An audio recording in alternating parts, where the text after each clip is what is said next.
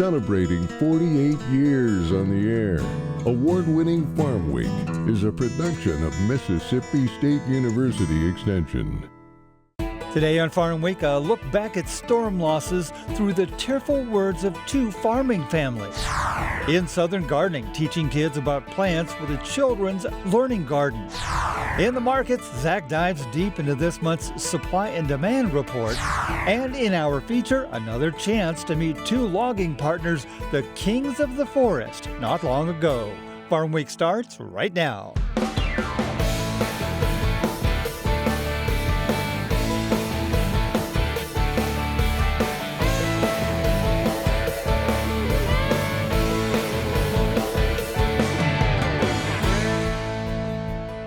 Hello everyone, I'm Zac Ashmore. And I'm Mike Russell. Great to have you with us again here on Farm Week. This week, many still digging out from the damage caused by two hurricanes that ravaged the nation. That damage is broad-based and farmers are impacted, as we'll see momentarily. First, a recap of Milton, the latest in a hurricane season still very much alive. Cars were seen trying to outrun tornadoes as the twisters were some of the first things to make landfall as part of Hurricane Milton. More than 100 warnings were issued Wednesday in the state. Even though Milton landed on Florida's central west coast, south of Tampa, near Siesta Key, the Category 3 storm brought winds, rain, and a storm surge of water that was several feet deep. Here in Clearwater, residents were rescued by boat from their apartment buildings. Farther south in Bradenton Beach, homes were knocked off foundations, but were spared complete wipeouts. Streets were clogged with some debris, but nothing close to the major damage that was originally forecast. The area directly hit was just south of major fertilizer facilities, specifically phosphorus. Officials with the commodity trading firm StoneX say 62% of the U.S. production capacity is in the Sunshine State and was spared major damage. Most of the fabric roof of the home of baseball's Tampa Bay Rays was shredded in the storm. The stadium was to serve as a shelter for first responders and utility workers in the region. Outside of the Southeast, much of the country has been dry as extensive drought returned across the country. Since the first week of June, the drought monitor has tripled to its current reading of over 75. Nearly 5 of those points have come in the last week as rain has disappeared from the majority of the country. Other locations around the world have been dry as well. Parts of Italy, Uruguay, and Brazil have been locked in drought for an extended period.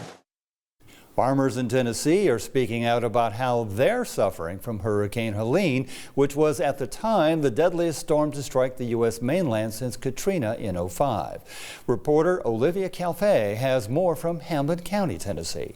I asked my husband, I said, okay, what do you want to take? I said, we have to leave our property, so what do you want to take? And he said, well, nothing. Everything will be safe. Nobody will bother it. We'll be back in the morning. Connie Holdway says her husband has lived along Inca Highway for 77 years. Water has never touched their home until now. She says when they returned, not only were their homes flooded, but their lives were too. We had cows floating down the river because we assumed they would be fine with the houses. And we were trying to call our cows out of the river. We were fortunate enough to get a few of them to come to us, but it was so pitiful. And I know that cows aren't the most important thing because I know we lost lives during this flood all up and down the Nolichucky. And so I do praise God that we're alive. Similar stories all along the Nolichucky in this lowland farming community of Hamlin County, where several folks not only lost their homes, but also lost their crops too. I'm ready to retire, but I don't want to go home and sit down, but this makes you want to go home and sit down. Eddie Gilbert says generations of hard work at Gilbert Farms now completely destroyed. He says his dad started farming on the land in 1948.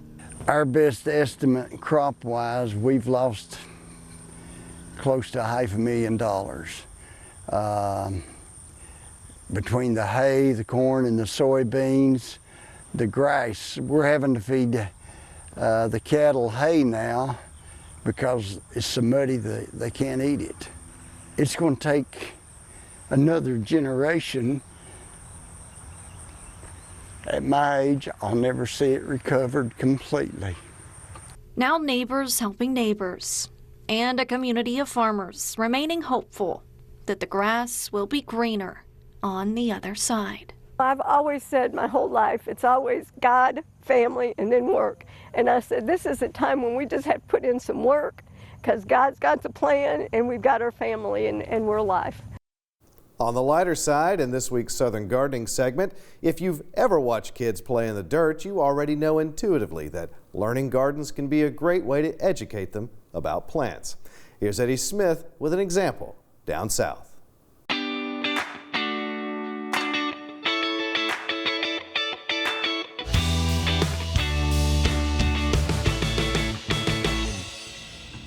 Children's learning gardens can be a great way to educate youth about plants.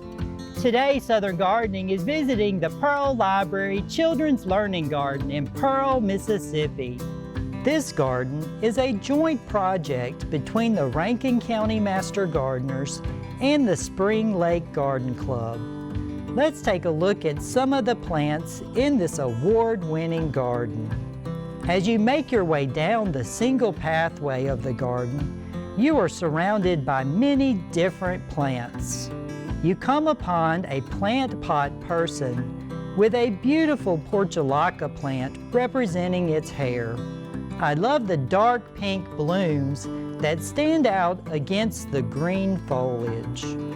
Next to the plant pot person is a gorgeous coleus that was grown from pass-along seeds. The dark burgundy leaves with the white ruffled edges make this plant stand out amongst all the green vegetation surrounding it. This garden has many colorful zinnias planted throughout the space. The zinnias are magnets for pollinators, which help with the production of the vegetables and fruits growing in the garden. A Japanese eggplant is still producing long, slender fruit that will continue to be enjoyed throughout the fall. At the end of the pathway, a muscadine vine is growing and has bronze-colored grapes. I love this garden because youth and adults are exposed to ornamental plants and vegetable plants. I'm Eddie Smith, and I will see you next time on Southern Gardening. We'll take a break right here, but don't go away. Coming up in our Farm Week feature, one more chance to meet a previous Logger of the Year. Their business goes all the way back to 1982, 40 plus years of harvesting one of the most valuable commodities in the world. They're not easy businesses to be in, both logging and trucking, but in their own words, they keep coming back to the woods year after year and doing it better than most. The 2022 Loggers of the Year, that's coming up in Farm Week. Don't go away.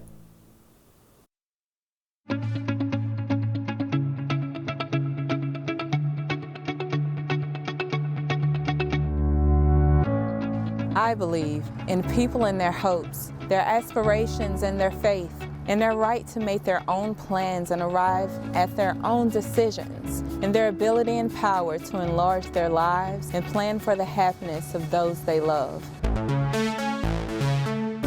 I believe that education, of which extension work is an essential part, is basic in stimulating individual initiative, self-determination, and leadership.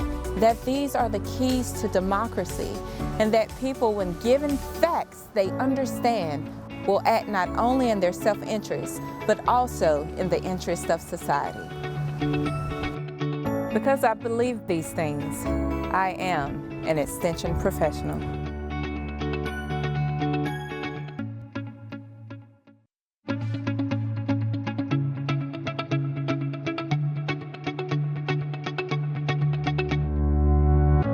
I believe in people and their hopes, their aspirations, and their faith. I believe in intellectual freedom to search for and present the truth without bias and with courteous tolerance toward the views of others. I I believe that education is a lifelong process, and the greatest university is the home. That my success as a teacher is proportional to those qualities of mind and spirit that give me welcome entrance to the homes of the families I serve.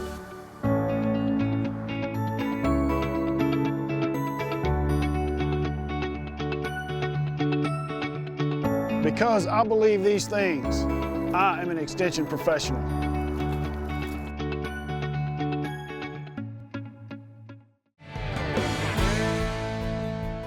Time for the market report, a very slight downturn. Slight is correct, Mike. No big moves in the markets, and we'll get into it. But first, the numbers. What were the week's biggest gains and losses? And then, this month's WASDE report. What did it have to tell us? And finally, we finish our conversation with Extension economists Will and Josh Maples to get their thoughts on how farmers can shore up their finances. So, markets closed the week on a slight downswing. As we said, row crops getting the most of it while livestock in the green. Let's take a look. The week's biggest gain, lean hogs up a nearly 1.5 cents, a near 2% increase from the previous week. The week's biggest loss, sugar, down about 0.75 cents, an over 3.25% decrease from the previous week. So, this month's WASDE report recently dropped, a domestic and global supply and demand report released by the USDA. Didn't seem to make much of an impact on the markets per se, but it did have some interesting things to say, especially about stocks here in the U.S. Here's Bella Bingham with the details. U.S. wheat supplies lower due to less beginning stocks and production. Imports up along with feed and residual use. Season average farm price unchanged at $5.70 per bushel. Global wheat supplies down about 2 million tons on less production. Consumption is also down, as is trade. Global ending stocks slightly up, but still the lowest since 2015. U.S. corn stocks down while production up. Harvested area unchanged while total use increased. Season average farm price unchanged at $4.10 per bushel. Global corn exports down for Ukraine and Russia, up for the U.S. Imports down in China and Iran, but up for Egypt and the Philippines. Ending stocks decreased nearly 2 million tons. U.S. rice supplies raised on higher production while imports unchanged. Yield forecast also up by 2 pounds compared to last month. Season average farm price unchanged at $15.60 per hundredweight. Global rice supplies increased mostly on higher stocks and production in India. Consumption also up along with trade. Ending stocks increased 5 million tons. U.S. soybean down due to lower yields. Harvested area unchanged, supplies down 2 million bushels while ending stocks unchanged. Season average farm price unchanged at $10.80 per bushel. Global soybean exports down slightly, mostly from Ukraine. Imports and crush lowered for Thailand. Global stocks up slightly. U.S. beef production raised while pork, broilers, turkey, and egg production all reduced due to less slaughter or less laying flocks. U.S. milk production down due to less milk per cow. 2024 all milk price forecast lowered to $22.80 per hundredweight. U.S. cotton production down 300,000 bales, mostly from Hurricane Helene damage. Yield estimate also down by 18 pounds. Domestic use and exports also lowered. Ending stocks up slightly. Season average farm price unchanged at 66 cents per pound. Global cotton production raised over 200,000 bales. Trade lowered 500,000 bales, mostly due to less imports into China. As a result, ending stocks reduced slightly. Last week, we brought you an extended interview with Extension economists, Drs. Will and Josh Maples, talking about how market conditions this year have affected farmers. This week, we conclude that interview, starting with how weather has affected hay supplies. Yeah, drought's been the big story on the hay side. Last year especially was a huge issue. This year too, you know, we're finally getting some rain now, but we've gone through long stretches of this summer where we had very little rain. I also have heard stories of, armyworm problems. So I do think our hay production is certainly not going to be a bumper crop on the hay side, and that hurts livestock producers in terms of whenever they make that decision of how many cattle do I carry through the winter. How good their hay crop was this year is a piece of that discussion. It's like, okay, well, I have this much hay in the barn, I can carry this many cattle through the winter. Whenever you have a smaller hay crop or quality issues with your hay crop, you typically will maybe cull a little bit harder or not carry as many as you normally would, unless you can go buy some hay, which is not easy to do sometimes too. All right, final words on how the markets have been affecting the farmers so far this year? We'll start with row crops. It's getting tougher for row crop producers. I mean, really, after this year, when they start planning in for next year, they really need to start getting in with their bankers, getting in with their suppliers, really starting to sit down and put a budget together and pencil out kind of what their expected profits are going to be, because the current outlook is prices aren't going to get much better going into the spring and winter and spring of next year. So it's going to be really important for them to start talking to their lenders, talking to their suppliers, and kind of starting to get a plan together on how they're going to get a crop in the ground this spring. Yeah, so my final word is risk management for livestock producers. Right now we've got strong prices. We have strong expectations for expectation of prices going into 2025. Now is a time to think about doing some price risk management. There's tools out there, whether it's livestock risk protection, LRP, or using futures and options or something. You know, think about doing some sort of risk management so that you can lock in some prices into the future. Take advantage of these strong expectations we have for markets. If that's something you want to do, everybody has different risk preferences, but if it's something that you want to do to protect yourself whenever prices do decline, even though that's not projected next year, at some point it will happen, and you want to be sitting there in a position where you've protected yourself against that. And that's it for a deeper look into the markets. No big waves happening for now. Mike? Thanks, Zach. Soon we'll be announcing the 2024 Logger of the Year, but before that happens, one more chance to meet a previous winner. The two men you're about to meet have been partners for 4 decades. They work in the southern part of the state and both say there's nothing else they'd rather be doing. Meet the owners of D&R Logging.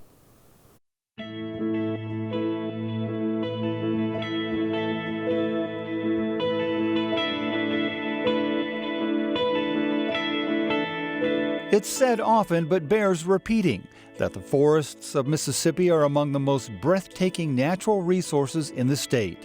Nearly 20 million acres are wooded, and besides being a source of pride, beauty, and recreation, the trees harvested in Mississippi represent an extraordinary industry. In fact, forestry had an economic impact of more than $1.3 billion last year. Considering the challenges of the last few years, those revenue figures are amazing. The loggers who contribute to that economic footprint in Mississippi are a critical part of the backbone of that industry, which is why every year the Mississippi Forestry Association honors the outstanding Logger of the Year. In 2022, that logger is D&R Logging of Leakesville. As always, there was a lot to consider when making the choice. Dave Godwin of the MFA once again sums it up.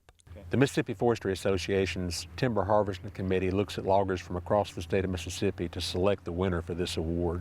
And they look at a lot of factors. They look at safety. They look at how a logger treats safety. D&R Logging has an excellent safety record and places a high emphasis on safety. They look at how the logger takes care of their environment where they're working. And so D&R has a great track record of using the state's best management practices to take care of the environment, to address things like water quality concerns, erosion concerns, resource concerns. So they check that box for sure. They look at their business model, and in 2022, logging is a difficult business, and D&R Logging has done a really good job being successful business people in the logging business in this modern era. And they look at how they're engaged in the community and community service, and D&R Logging is very active within their communities. So D&R really checks all the boxes that our committee is looking for in a winner for this award, and we're proud to call them our 2022 MFA Outstanding Logger of the Year. D&R Logging, owned by Randy McInnes and David Harvison, got its start all the way back in 1982. 40 years of hard work in the majestic woods of the Magnolia State. Needless to say, things were pretty different back then. It was a humble beginning for Randy and David's company. Hot. Just a chainsaw, a cable skidder, and a Mack truck that didn't have air conditioning or power steering. You couldn't find anybody nowadays to drive that truck. That'd be hard to do, find somebody. Things have evolved over the years to be a lot safer. We get 20, 25 loads a day, and we never crank a chainsaw. And years ago, that's how 90% of your accidents are from sawing. And we don't do that anymore. changed with the times, and it's been a lot easier and a lot better. When we started, we had a power saw and a cable skidder and a 55-gallon drum with a hand pump on a pickup truck for fuel. But back in those days, we could operate just about a week on that drum, you know. And now, if that's all we had, we couldn't operate 30 minutes out here. Randy and David buy their own timber. Over the years, they've discovered that's the way they like to work. We started out buying our own wood, then we logged for Hood Industries for a long time, and we worked for a few other people and just decided to go back to buying our own timber. I found I'd rather work for myself than somebody else. Of course, safety is the #1 concern in the logging business. DNR has never had a lost time accident in those 40 years. Randy and David are on the job site itself 99% of the time, and in addition to regular safety briefings, they place a high priority on making sure they know where everyone is at all times. It's safer and ultimately more cost-effective. The main thing, as far as I'm concerned with safety, is we have to keep up with everybody. You know, we have to communicate.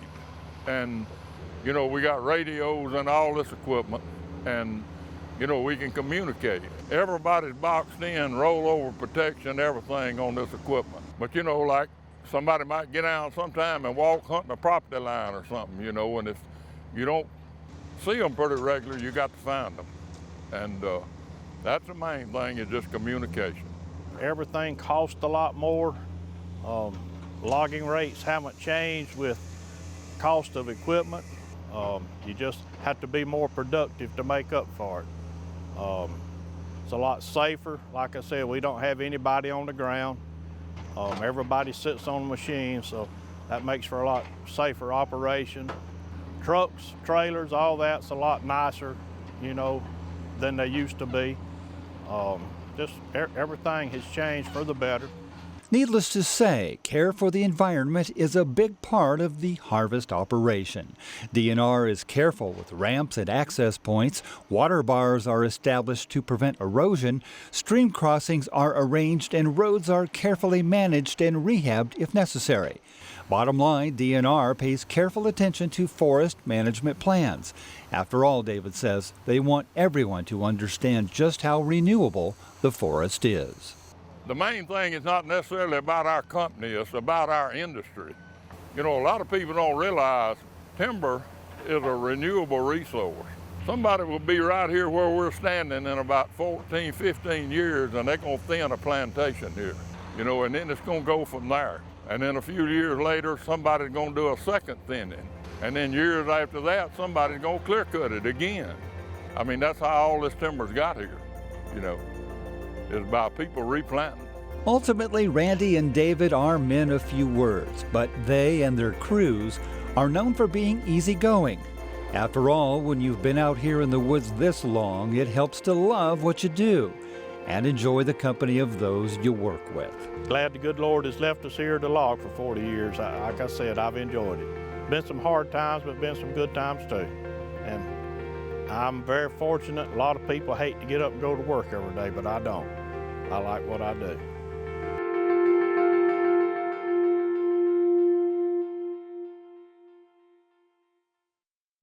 Congratulations once again to DNR Logging, the 2022 Loggers of the Year. Well deserved. Well, next week, an encore, an extended version of a story about a place called Bull Bottom Farms. It's a fun little story in Duck Hill, Mississippi, where it all started with farmland that belonged to the Robinson family since the early 40s.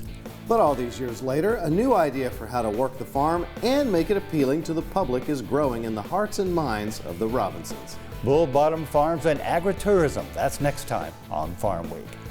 Before we go big or go home, a Colorado firefighter grew a state record-breaking 1-ton pumpkin. Reporter Maggie Wolanski has more. Meet Brad Bledsoe, a fire medic with Aurora Fire Rescue. It'll make a difference when we help somebody on their worst day. A firefighter by day, but his talent's off the job.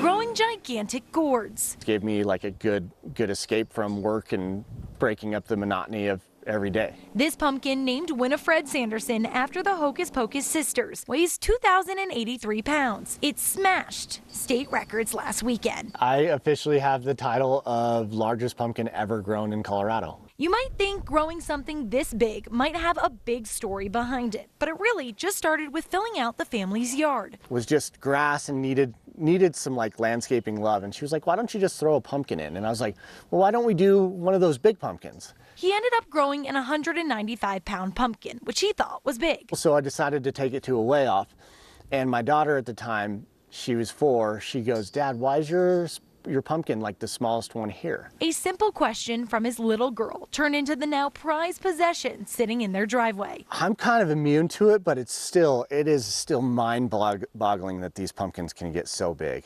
And there's a third one. This is Sarah Sanderson. Brad says she's looking to weigh a little over 2,200 pounds. Now, she could just outdo her sisters. You may wonder the strategy behind growing them. It begins with auctions for these special seeds. Actually, it's like buying a cow. Like, you don't buy just like a generic cow, you buy stuff with certain genetics. Brad is getting ready for the weigh-in this weekend in Fort Collins, but he knows his pumpkin has got some other big and heavy competition. But Wyoming's biggest pumpkin's coming this weekend, and so is Utah's. So it could be 3 states are going to break some records in Fort Collins. Could be super cool. A special fall family tradition. Imagine that jack-o'-lantern. Remember, if you missed a story, look for past episodes of Farm Week on our website at farmweek.tv. And don't forget to follow us on Facebook and YouTube. See you next week. Thanks for watching.